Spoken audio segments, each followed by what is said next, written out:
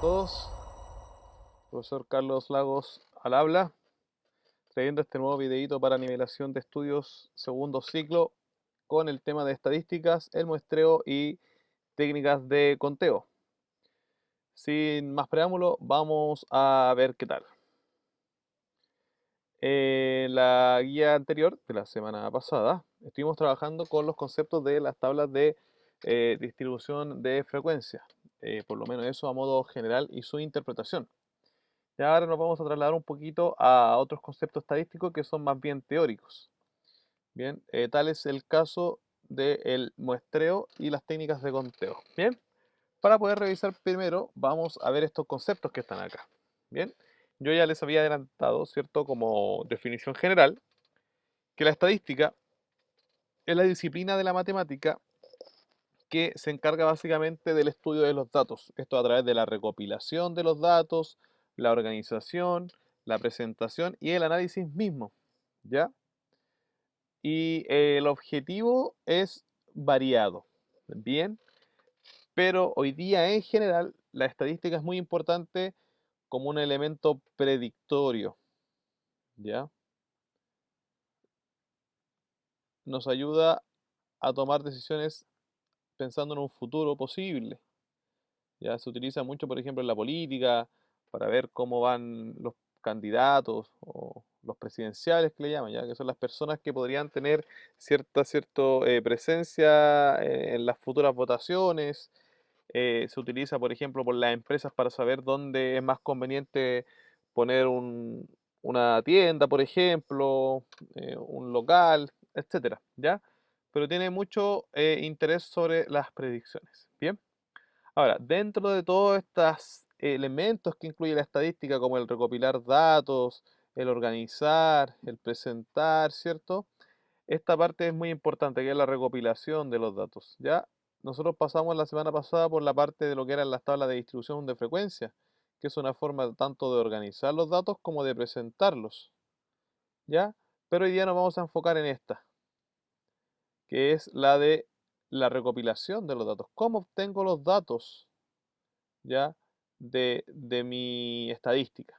Bien, entonces, yendo a este tema, vamos a ver que cuando nosotros hacemos un estudio estadístico, ya tenemos una población, ya aquí es lo que está definido acá abajo. ¿Qué es lo que es la población? Bueno, la población, como bien dice acá, es una colección o un conjunto de personas, objetos o eventos que poseen características comunes y cuyas propiedades van a ser analizadas. ¿Ya? Y esto, por supuesto, cabe reconocerlo según el tipo de estudio que yo voy a hacer en el cual va a estar incluida mi estadística. ¿Ya? Como dice acá, puedo estudiar desde personas hasta objetos o eventos. Bien. Como personas es bastante común, lo vemos a diario. ¿Correcto? Lo podemos ver cuando estudiamos, por ejemplo, las estadísticas de los futbolistas. Ahí estoy en una población que es la población de los futbolistas, por ejemplo. Cuando hablamos de los presidenciables, ya de los candidatos, que dicen la encuesta acerca de las actualidades, ¿cierto? De las personas políticas que van a posiblemente aparecer en las elecciones y cómo está la visión que tiene la gente acerca de ello en cuanto a si votaría por ello o no, por ejemplo, entre otras. Y así hay un sinfín de poblaciones que yo puedo definir siempre teniendo en cuenta esto, ¿ya? Que las poblaciones van a estar definidas por características que tienen en común, ¿ya? Entonces, por ejemplo, si hablamos de un ejemplo mucho más micro, más pequeño, y uno está pensando en poner un negocio de barrio, me gustaría saber qué tipo de elementos o productos puedo vender en ese mercado, ya en relación a la gente la que vive cerca. Por ejemplo, si yo vivo, por ejemplo, donde yo vivo, la verdad la gente no tiene mucha cultura por la lectura.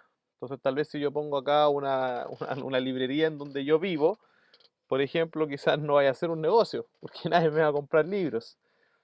Ya, pero yo para saber eso, bueno, lo estoy diciendo a priori, un poco sesgado, pero básicamente porque conozco características de la población acá, en particular donde yo vivo. ¿Ya? Pero en fin, entonces podemos ahí tener distintos grupos de población. Ahora, el tema está que estas poblaciones en ocasiones pueden ser demasiado grandes, ¿ya? Muy grandes. Entonces, llegan a ser tan grandes que no tenemos los recursos para poder llegar a todas ellas para recopilar nuestros datos. Ya, y vamos a empezar a poner datos específicos. Por ejemplo, queremos saber cuánta agua toma la gente, ¿ya? Entonces tengo que definir primero la población, porque decir gente no es muy específico, ¿ya? Puedo definir la población. ¿Cuánta agua toma la población chilena? ¿Ya? ¿Cuánta agua toma la población chilena? ¿Ya? Y la población chilena es grande. Estamos hablando de, no sé, actualmente cerca de los 18 millones de personas. ¿Ya? Quizás puede ser menos, pero podemos usar este valor como referencia. Entonces yo tendría que ir, por ejemplo, a preguntarle a las 18 millones de personas cuánta agua toman al día. Entonces ustedes se darán cuenta que no tenemos recursos para hacer eso. Entonces aquí existe otro concepto, que es el concepto del muestreo o la muestra. ¿Ya? ¿Y qué consiste? Leamos la definición. Es un subconjunto representativo de la población que comparte una determinada característica. ¿Qué significa eso? Que básicamente de estos 18 millones de personas, que son demasiados, yo no los puedo entrevistar a todos. Entonces escojo un grupo nomás de acá. ¿Ya? En vez de tomar estos 18 millones, digo ya, voy a elegir un grupo que los va a representar. ¿Ya? Los va a representar. Ahora, el tamaño de ese grupo va a variar. Y va a variar, ¿cierto? Por supuesto, de las capacidades que tenga yo como estadista para poder llegar a ellos. Ya, por ejemplo, quizás no puedo llegar a 18 millones de personas y ya, pero puedo decir, puedo hacer 1.200.000, 1.300.000, 1.500.000. Ya, vamos a ir al 1.500.000. A 1.500.000 personas. Quizás es un número más aceptable. ¿Por qué yo tiré 1.500.000 ahora? Porque en este momento estoy pensando eh, qué sucede si entrevisto, por ejemplo, 1 millón de personas por región. ¿Ya? Considerando que son 15 regiones actualmente en nuestro país, quizás todavía es mucho. ¿Ya? ¿Qué tal si achicamos nuestra muestra? Y digo, no, ya en realidad vamos a hacer a 1.500 personas de Chile. ¿Ya? 1.500. Lo que estaría haciendo referencia a más o menos 100 personas por región, ¿ya? Ahí yo puedo ir haciendo, ¿cierto?, una muestra, insisto, de acuerdo a los recursos que tengo y también el objetivo de mi estudio, ¿ya? Ahora, resulta que puede que 100 personas por región sea muy poco, como para que estemos diciendo que realmente es representativo. O sea, imaginemos que estamos en un grupo de 50 personas y hay que elegir un presidente y solamente 10 votan, no creo que sea muy representativo, ¿cierto? En ese sentido, como vamos a elegir una persona que más encima nos va a representar a todos, lo importante es que sea por lo menos más de la mitad que esté de acuerdo con ese personaje. ¿Ya? Ahora, eso por supuesto va a variar, ya dependiendo del estudio que yo quiera hacer. Pero en fin, ya y yendo más al grano, la muestra es eso, es tomar un grupo que tiene que ser representativo, ¿ya? De la población. ¿Ya? Ahora, lo que produce un cierto cuestionamiento es cómo sé yo si el conjunto es representativo o no, ¿ya? Y la verdad es que puede ser tanto respecto como del tamaño de la muestra, ¿ya? Tiene que ver un poco con el tamaño de la muestra y tiene que ver también con la metodología con la que yo selecciono a esta muestra, ¿ya? Los voy a elegir como me parezcan, puro hombre, puras mujeres, dónde los voy a entrevistar, etcétera, ¿ya? Y eso nos lleva a otro tema que son los tipos de muestreo, ¿ya? O sea, cómo yo voy a elegir esta muestra. Y la verdad es que hay muchos tipos de muestreo y no los vamos a ver porque es un conocimiento demasiado específico y técnico, ¿ya? Entonces, tipos, ¿ya? Hay muchos tipos. No los vamos a ver, lo que nos interesa a nosotros es conocer las líneas generales de cómo hacerlo, ¿ya? Y esto ya lo habíamos nombrado un poquito la vez anterior, que cuando nosotros estudiamos estas características, ya estas características se constituyen en lo que son variables estadísticas, ¿ya? Y de estas variables estadísticas hay de dos tipos básicamente, que son las cualitativas, aquellas que representan cualidades que no se pueden contabilizar, y las cuantitativas, que sí se pueden contabilizar. ¿Ya? Por ejemplo, ¿qué cosa no se puede contabilizar? El tipo de transporte que usted usa para ir a trabajar. Si lo llegan a entrevistar por eso, usted no va a responder, no, 3, 5. No, usted responde la micro. No, tomo micro, tomo metro, voy en bicicleta, voy en moto. ¿Ya? Entonces, esa característica que es básicamente cómo usted se transporta es una cualidad. En cambio, si yo le pregunto a usted por cuántos años tiene, usted me va a decir 27, 30, 50. ¿Ya? Está contando, en este caso cuenta años, que es su edad, ¿correcto? Entonces ahí podemos ver una variable cuantitativa, que es la edad, versus una cualitativa, que puede ser el medio de transporte que usted utiliza. ¿Ya? Pero ese es otro tema, y en lo que nos interesa en este caso está relacionado a esto, a la población y a la muestra. Vamos a ver. Entonces, como yo les contaba, tenemos el muestreo y aquí hay un ejemplo. En este recuadro celeste, ya un celeste más bien oscuro, lo voy a remarcar, vemos que acá hay una población, ejemplo, ya no es tan grande, pero ahí involucra a varias personas, ¿cierto? Vemos gente joven aparentemente, vemos gente un poco mayor, como este señor, ¿cierto? Se nota que ese señor también es mayor que ese. Vemos señoras, vemos hombres, vemos mujeres, vemos morenos, vemos blancos, vemos rubios, castaños, pelirrojos. Vemos aquí incluso a alguien que podría ser del Medio Oriente, acá también, ¿cierto? Etcétera. ¿Ya? Entonces acá tenemos una población que es bastante amplia. Y en este caso, como esta población es tan amplia, nosotros vamos a elegir, ¿cierto?, una porción de ellos que sea representativa y que fue este grupito de acá. Fíjense que este grupito pertenece a este. Ya tenemos aquí a esta doctora, tenemos justo a este señor que habíamos nombrado, a ella, a él, a esta señorita de rojo, tenemos aquí a la señorita rubia, al joven de acá, ¿ya? Tenemos, y también a ella. Tenemos ese grupito que ha sido seleccionado, ya por sobre esta muestra como representantes. Y los entrevistamos a ellos. ¿Por qué? Porque quizás entrevistarlo a todos no es necesario, ¿ya? Y no tenemos recursos para hacerlos tampoco. Esto es lo que se llama un muestreo. Bien, ahora, lo que yo les decía es que hay distintos tipos de muestreo, de los cuales se dividen en los que se llaman probabilísticos,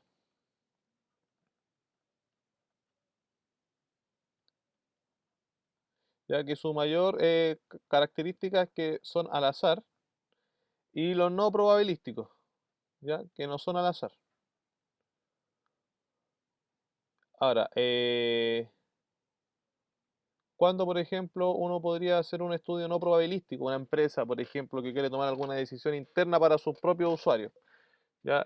Si yo, por ejemplo, soy Entel, por decir algo, y quiero hacer un muestreo sobre alguna cosa que quiero hacer para los propios clientes de Entel, no me voy a ir a preguntarle a los clientes de Claro o a la gente que habla por teléfono en general.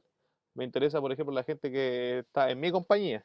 Entonces no voy a elegir al azar, pues voy a elegir a gente ya predeterminada. ¿Ya? Ahora, dentro de esa gente que yo elegí previamente, puedo después incluir algo probabilístico, ¿ya? Pero en general ahí sería no probabilístico. ¿Ya? Pero eso es otro tema. ¿Ya? Y por cada uno de estos, probabilístico o no probabilístico, está dividido en sub, ¿ya? Tipos de muestreo. Y como dije, no los vamos a tratar, ¿ya? Pero nos vamos a enfocar un poquito más en el de arriba, ¿ya? Generalmente, para estudios sociales, generalmente se utiliza mucho el probabilístico, que son azarosos, ¿ya? En los cuales yo no determino previamente las condiciones de esta muestra, ¿ya? ¿Por qué motivo? Porque eso produce lo que se llama un sesgo, ¿ya? Por ejemplo, si vamos a hablar de la pobreza en Chile, yo no puedo ir a entrevistar a puros barrios cuicos, porque obviamente ahí el nivel de pobreza que voy a observar va a ser menor, ¿ya? O lo mismo, si quiero saber cómo está el nivel educativo de la gente en Chile, ¿ya? Fíjense que el contexto también delata. Si estoy hablando de, no, quiero ver cómo está el nivel educacional en Chile, si estoy hablando de Chile, entonces tengo que tratar de llegar a todos los sectores de Chile. No me sirve solo ir a entrevistar, por ejemplo, a la gente de un barrio. ¿Ya? Entonces vamos a hablar de eso, más que del muestreo, qué tipo de muestreo, vamos a hablar de la consecuencia, ¿ya? De qué tan coherente en ese sentido se hace el muestreo, ¿ya? Y que está básicamente definido por el objetivo de la muestra, ¿ya? Entonces, no sé si se puede definir de manera concreta, ¿ya? Pero sí cae mucho en el sentido de la lógica, ¿verdad? O sea, si estoy hablando de medir la pobreza y quiero saber qué tan pobre es la gente, ¿ya? Y lo voy a hacer acá en Chile, ¿ya? Como el contexto me dice que estoy tratando de definir a un país completo, lo normal, ¿cierto?, es que vaya, por ejemplo, a las distintas regiones de Chile, ¿ya? Y que más encima, en cada región, ¿ya? Vaya también a los distintos sectores, pues, ¿ya? Los sectores que podrían ser los más altos, ¿ya? Pero también a los sectores más bajos y por supuesto también a los sectores medios, ¿ya? Eso me va a entregar a mí información más fiable, ¿ya? Y de eso se trata más o menos el muestreo para que usted tenga una idea cuando hablamos de probabilístico azaroso y sobre todo si hablamos en general de estudios como más o menos sociales, ¿ya? O cosas así, ¿bien? Entonces es importante que la muestra sea representativa en ese sentido, ¿ya? Y por supuesto que tomar los datos de distintas fuentes, ya no irse a un sector específico, ya sea un sector geográfico, un sector del área del consumo o lo que sea. Bien, eso es con respecto más o menos al muestreo y cómo es que se levanta en este caso la recogida de datos para un estudio estadístico. Ahora pasaremos a la segunda parte de este video, que corresponde a las técnicas de conteo o de combinatoria. Les explico rápidamente a qué se refieren. Dentro del estudio de la estadística, que está relacionado justamente a la probabilidad por esa capacidad predictoria que decíamos que tiene, ya es necesario en ocasiones saber de cuántas formas pueden ocurrir ciertos eventos o sucesos. Y de ahí surge la idea de estas técnicas de conteo para contar esa cantidad de formas o de combinatoria, que tiene que ver la forma o la cantidad de las distintas formas en las que se puede combinar ciertos elementos, objetos, entre otros. Bien, y vamos a partir con lo que se conoce como el principio multiplicativo, bien, que está aquí destacado. Ustedes dirán, profesor, ¿qué tiene que ver esto con la ropa que está acá? Bien, les explico. El principio multiplicativo ya se trata de lo siguiente. Se trata de algunos elementos que pueden ser elegidos de más de una forma. Entonces aquí yo les puse, ¿cierto?, tres elementos distintos. ¿Ya? Podríamos considerar este elemento como el elemento 1, ¿ya? Elemento 1, que va a ser camiseta o torso, pongámosle, ¿ya? Elemento 1 le voy a poner torso. Y en este caso, este torso puede ser elegido de dos formas. Vamos a pensar que un joven, ¿cierto?, se va a vestir con esta ropa. Entonces, el torso puede estar compuesto de dos opciones. Se puede poner la camiseta roja o se puede colocar la camisa azul, ¿ya? Entonces aquí el elemento torso tiene dos formas posibles de ser elegido, ¿ya? Que sería la camiseta roja o la camisa azul, cuadrillé. Bien, pasamos a otro elemento.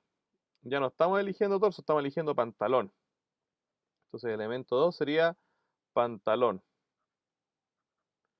Y en este caso, el elemento pantalón puede ser elegido de tres formas distintas. Puede ser un jeans azul, puede ser un short, que en este caso es gris, o puede ser un jeans negro. Hay tres opciones. Entonces vamos a marcar acá que tiene tres opciones de ser elegidos. Y el último elemento es calzado. El elemento 3 en este caso es calzado, ¿ya? Y este calzado tiene cuatro opciones de ser elegido. Puede ser unas zapatillas Converse, puede ser un bototo, puede ser un zapato o puede ser unas zapatillas urbanas. ¿Ya? Entonces, aquí hay cuatro opciones de calzado. Bien, entonces, el principio multiplicativo es un principio que vamos a utilizar cada vez que tengamos distintos elementos, ¿ya? Y cada uno de estos elementos tiene distintas formas de elegirse y nosotros los vamos a combinar. Entonces, básicamente aquí nosotros nos preguntamos de cuántas maneras distintas se puede vestir un hombre con esta ropa, ¿ya? Considerando que una distinta puede ser camiseta roja, jeans azul y las Converse. O puede ser la camiseta roja, el jeans azul, pero cambio de botines. ¿Ya? Eso es una teñida distinta. Y así sucesivamente. Entonces, ¿de cuántas formas distintas se puede vestir un hombre? ¿cierto? Podría repetir polera y pantalón y cambiar solamente los zapatos y ya sería una forma distinta, aunque no viniera. O sea, yo puedo ponerle esta camiseta, le puedo poner short y le puedo poner los zapatos negros. No se va a ver nada bien, pero se podría vestir así. ¿Bien? Entonces, como está compuesto de estos tres elementos, es decir, camiseta, pantalón y zapatos, ¿ya? Y cada uno de ellos tiene distintas opciones para elegir. El principio multiplicativo me dice que para poder saber cuántas formas distintas se pueden combinar entre ellos, simplemente multiplico la cantidad de opciones que tiene cada uno. ¿Ya? Eso es lo que dice. En este caso, ¿cómo sería? Lo hacemos acá arriba. La cantidad de combinaciones posibles o teñidas que puede hacer un hombre con esta ropa serían 2, que corresponde a la cantidad de camisetas, multiplicado por la cantidad de pantalones, multiplicado por la cantidad de zapatos. ¿Bien? Eso es. Resolviendo esta multiplicación, podremos saber la cantidad de teñidas distintas que se pueden formar con esta ropa. 3 por 2 son 6, perdón, y 6 por 4, 24. Entonces, en este caso, este joven tiene 24 formas distintas de vestirse con las prendas que están acá. Eso es el principio multiplicativo. Veamos en qué otros contextos se puede utilizar. Algo muy conocido, las contraseñas, tanto de las tarjetas de crédito, por ejemplo, o de cuenta corriente, como los candados, por ejemplo, las claves. ¿Ya?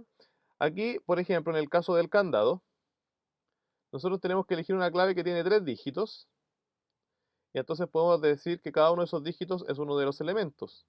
El primer dígito es el elemento 1, el segundo dígito es el elemento 2, y el tercero sería el elemento 3. Y fíjense que estas rueditas contienen números que van desde el 0 hasta el 9.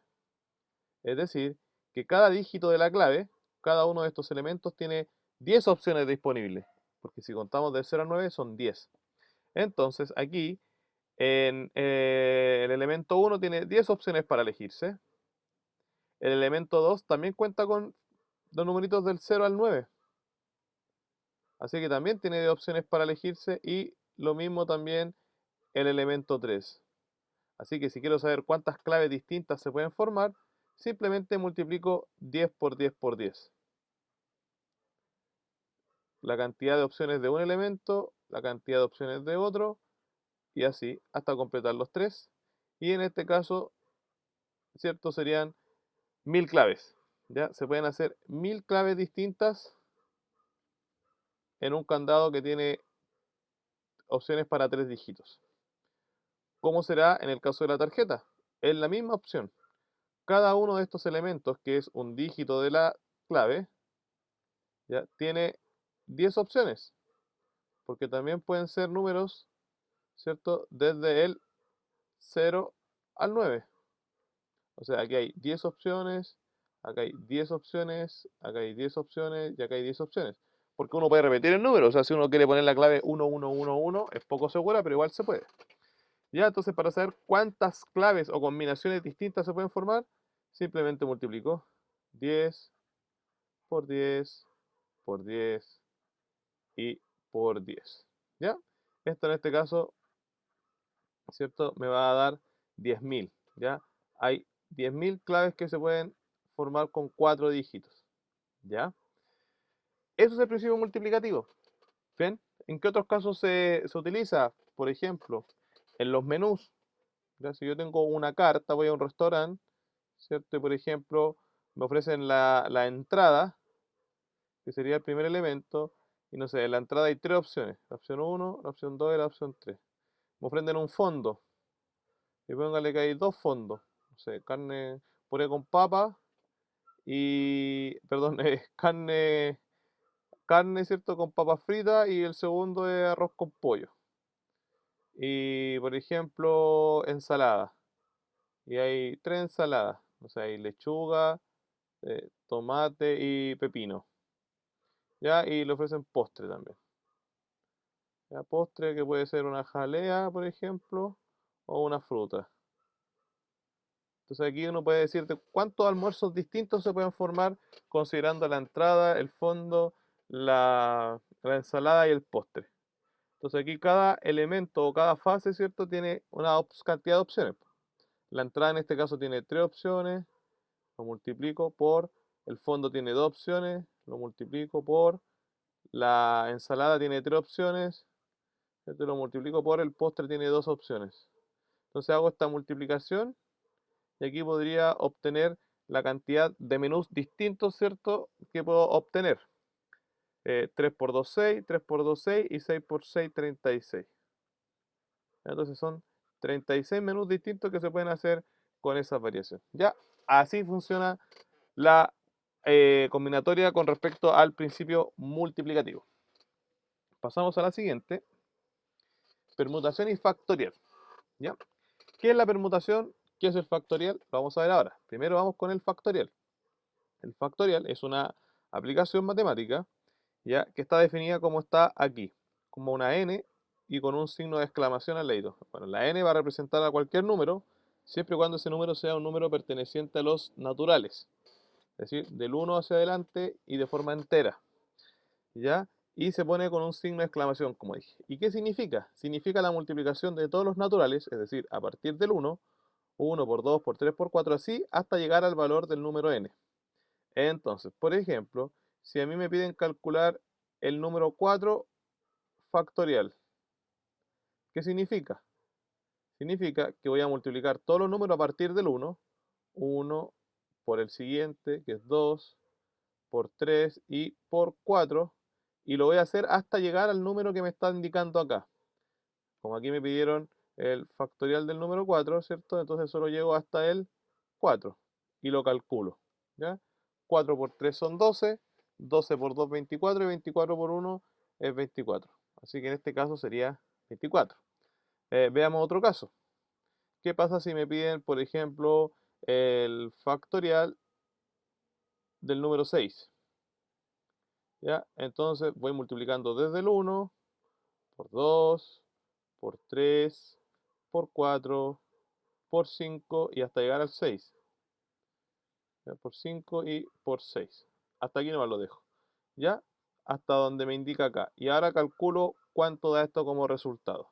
6 por 5, 30. 30 por 4, 120. 120 por 3 son 360. Y 360 por 2 son 720. Entonces aquí el 6 factorial vale 720. Bien, entonces eso es el factorial. ¿Ya? No se olvide. Ahora, ¿qué tiene que ver el factorial? Está relacionado con la permutación. ¿Ya? Ahora, ¿qué es la permutación? Lo vamos a ver ahora. La permutación, ¿ya?, Eh, corresponde a los distintos grupos que se pueden formar con una cantidad de elementos a la vez, ¿ya? Y básicamente se refiere a las distintas formas que puedo ordenar a un grupo de objetos o personas, ¿ya? O situaciones. Ya es la cantidad de formas distintas que las puedo ordenar. Entonces, por ejemplo, aquí yo les puse una imagen. Podemos ver a una nieta, ¿cierto? Podemos ver a una abuela y podemos ver a la mamá de esta niñita. Y están, por ejemplo, ordenadas para una foto, por ejemplo, pongámosle. Ya entonces se puso primero la nieta, después se puso la abuela y después la mamá. Pero esa no es la única forma en la que se pueden sacar la foto, ¿ya? Podría ser, por ejemplo, que la mamá se intercambiase con la abuela y que esté la nieta acá, luego venga la mamá y después la abuela. Pero tampoco esa es la única, puede que primero esté la mamá, que después esté la nieta y después la abuela. O que esté la mamá, después la abuela, después la nieta. O que esté la abuela, después la nieta y después la mamá. O que esté la abuela, la mamá y después la nieta. ¿Ya? Entonces fíjense que aquí hay distintos orden, pero en todos los órdenes que están acá, en todas estas formas están las mismas tres personas, que es la nieta, la abuela y la mamá, solo que se ordenaron de maneras distintas. ¿Ya? En este caso, estas tres personas se pueden ordenar de 6 maneras distintas, que son las 6 maneras que yo anoté acá. ¿Ya? No hay otra forma distinta que no esté considerada acá en la que se puedan ordenar. Ahora, en este caso yo lo puedo hacer probando así uno por uno porque son poquitas. Pero ¿qué pasa si hablamos de una familia completa? ¿Se dan cuenta? Entonces, esto se llama permutación, el cómo podemos ordenar a un grupo de objetos o personas. Y para poder calcular esto, ya hay una fórmula, una ecuación, ¿ya? Y esa ecuación utiliza el factorial, por eso lo teníamos que conocer.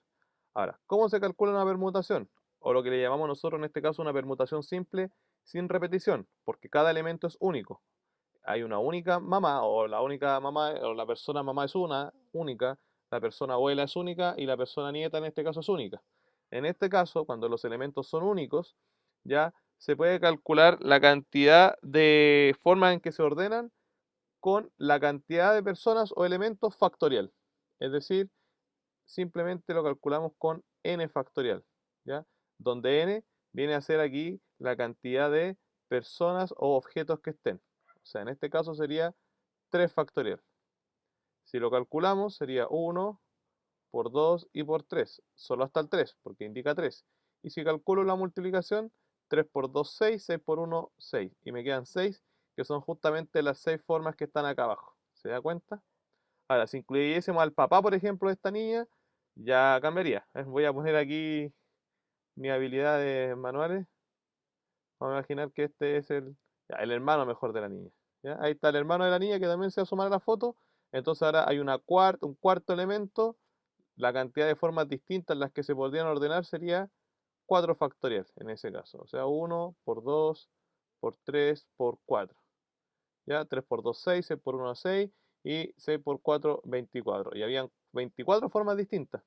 Ya, no las vamos a detallar ahora, pero podría ir el niño, la niña, la abuela, la mamá, se cambia el niño con la niña y ellas siguen igual, y así hay muchas formas distintas. Pero eso es una permutación, ¿ya? Ahora, ustedes podrán observar que acá al ladito tengo unas pelotitas de colores, ¿ya? Ahora, ¿qué pasa con estas pelotitas de colores? Fíjense que aquí tengo 3 pelotitas de colores, pero hay una diferencia con el caso que está acá al lado. Acá hay elementos que sí se repiten, ¿ya? Cuando hablamos de personas y nos referimos a ella por su identidad, ninguna tiene la misma identidad que otra, ¿ya? Puede que esté yo contando personas, pero que me interese no contarlas por su identidad, sino por ejemplo por su género, mujeres y niños. Y ahí tendría que considerar a todas las mujeres como elementos repetidos, por ejemplo. Pero si no, cada identidad es distinta. Pero cuando hablo de objetos no es así. Hay objetos que sí son iguales entre sí. Ya no tienen identidad, pero son iguales. Ahora, el tema es el siguiente, ¿cómo los ordeno? ¿Ya? Y vamos a ver que acá tengo, como ya les decía, ¿cierto? Pelota amarilla, pelota roja y pelota amarilla. Claramente hay una pelota amarilla que se repite, o sea, hay dos pelotas amarillas. La cantidad de elementos distintos es solamente dos, ¿ya? Pero eso no importa.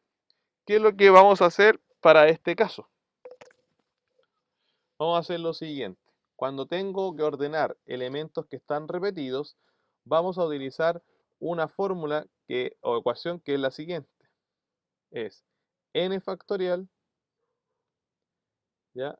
Dividido en a factorial por b factorial por c factorial, etcétera, la cantidad de veces que sea necesario. Explico inmediatamente qué significa cada parte. El n factorial, que es el que está acá arriba, ¿ya? Es la cantidad total de elementos, aunque estén repetidos.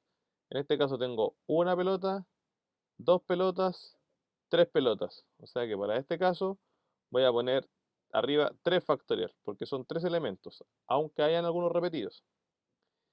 Y abajito esta A, esta B, esta C y la cantidad de letras que sea necesario, que son factoriales que se están multiplicando, representan, ¿ya?, los elementos que se están repitiendo y la cantidad de veces que aparece. Cada uno de ellos, ¿ya? En este caso, elementos distintos solamente hay dos, pelota amarilla y pelota roja. Entonces, ¿cuántas pelotas amarillas hay? Voy primero a la amarilla, que van a representar la A, por ejemplo. ¿Cuántas pelotas amarillas hay? Hay dos. Entonces aquí donde dice A factorial, voy a poner aquí 2 factorial. Eso es lo que significa. Y lo voy a multiplicar por los siguientes elementos. Aparte de las pelotas amarillas, qué otro tipo de pelota hay? Está la pelota roja. ¿Cuántas pelotas rojas hay? Una. Entonces, como hay una sola, ahora voy a poner 1 factorial. ¿Ya?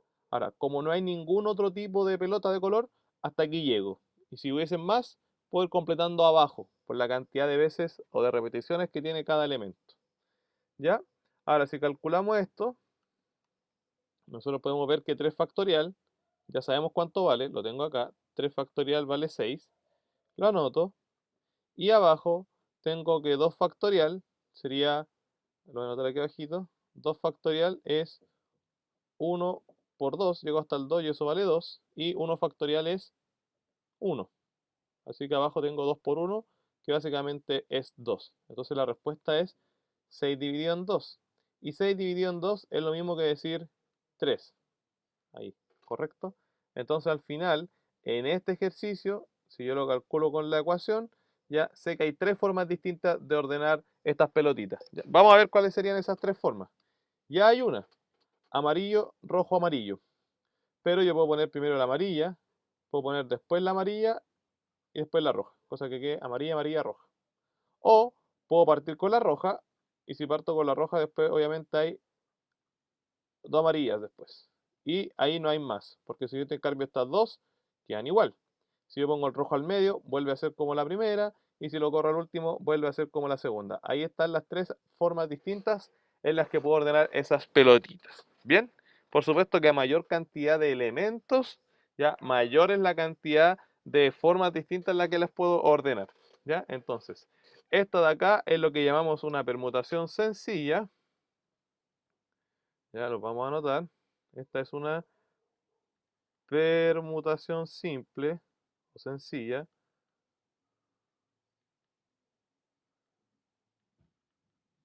Y la del lado derecho es con repetición. ¿Ya? Porque hay elementos que se repiten. ¿Ya? No se olvide. Pero no es la única forma de permutación. Existe una tercera forma de permutación, que es la permutación circular. ¿Ya?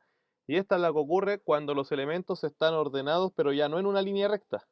Fíjense que acá arriba, tanto la familia que habíamos puesto acá, como las pelotitas que están acá, estaban en línea recta. Pero ¿qué pasa si las cosas se van a ordenar en forma cíclica? Y no se llama circular, pero no tiene por qué ser relativamente un círculo. Pueden estar en una mesa que sea, por ejemplo, pentagonal, ¿ya cierto? O pueden estar en una mesa hexagonal, pero están ocupando una formación cíclica. Ahí cambia un poco la posición, ¿ya? En ese sentido, ya se va a entender que no importa cómo yo tome este objeto, ¿ya? Por ejemplo, aquí puedo ver que la niña está entre medio del hombre negro que está a su izquierda y el hombre de blanco a su derecha y frente a frente con el hombre de azul, ¿ya? Si yo roto la mesa, ¿ya? Pareciera que al ojo la posición cambió, pero en realidad sigue siendo la misma. La niña sigue teniendo al hombre de negro a la izquierda, al hombre de blanco a la derecha y al azul de frente. Entonces esto no es un caso distinto. Entonces yo puedo rotar la mesa o puedo mover a todas las personas para el lado y van a seguir estando en la misma posición. ¿Ven? Eso no varía. ¿Ya? Lo que sí tengo que ir cambiándolas entre sí mismas. Por ejemplo, cambiar a la niña por el joven de blanco y ahí cambiaría la distribución.